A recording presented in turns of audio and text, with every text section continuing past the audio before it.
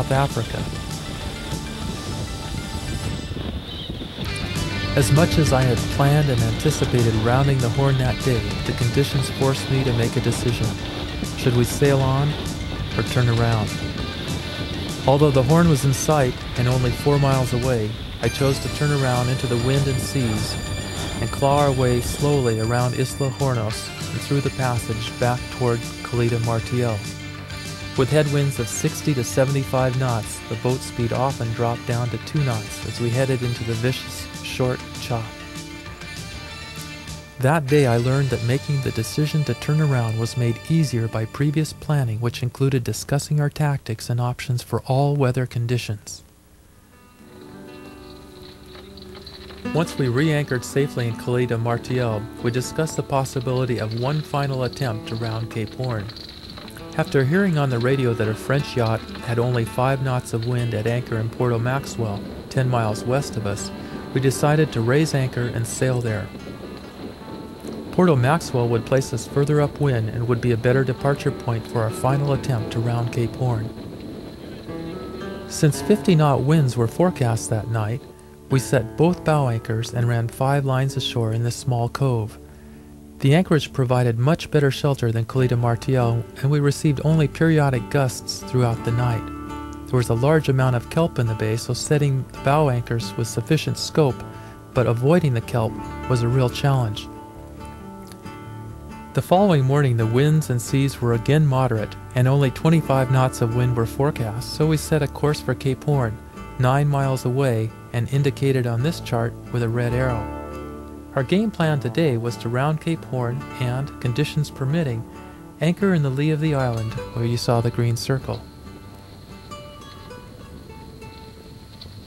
As we cleared tiny Chanticleer Island, Cape Horn came into view.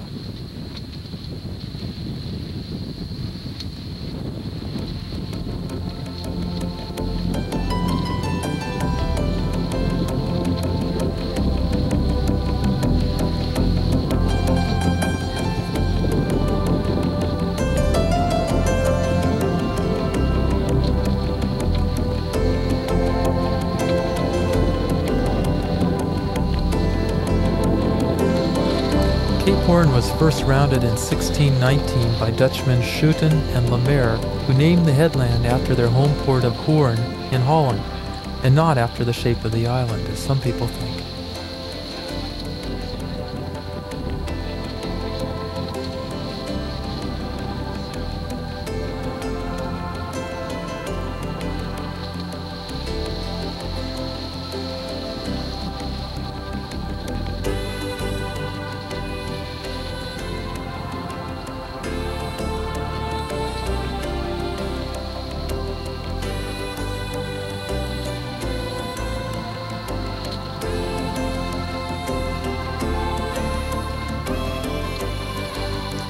As we passed the Robinson Rocks, where the seas broke heavily, we gave a silent prayer for the many ships and sailors that perished on this shore.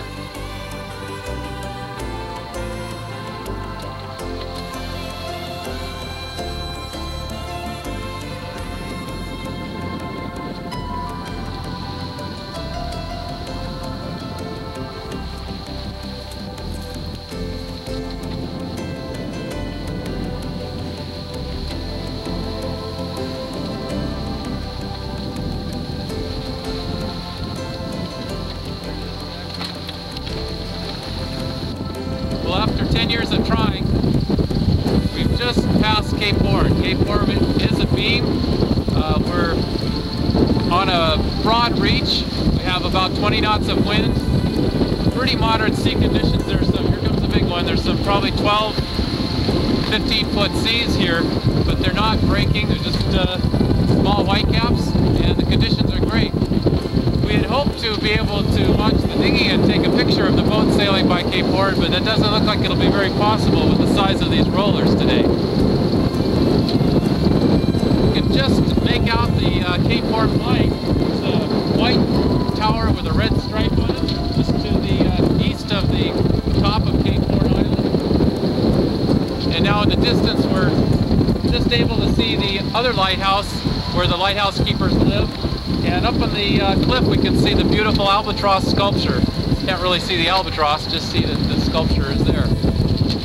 Well, to the south of us now, today, there's nothing between us and Antarctica. 600 miles of the Drake Passage. Some good friends of ours just left yesterday for Antarctica, and I sort of wish we were headed that way today. Sea conditions look good. There's some blue sky coming up,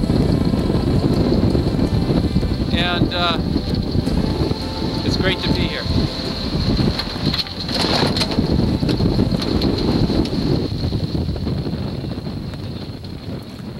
On the southeast corner of Isla Hornos is the landing beach for supplying the Navy lighthouse keepers.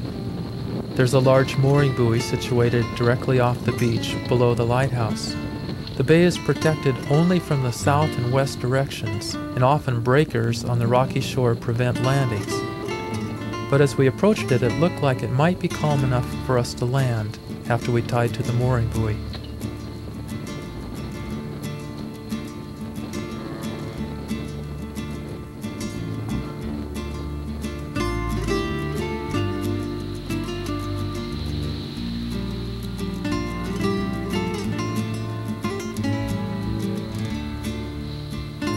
Our crew was excited to have finally rounded the Horn and to actually be able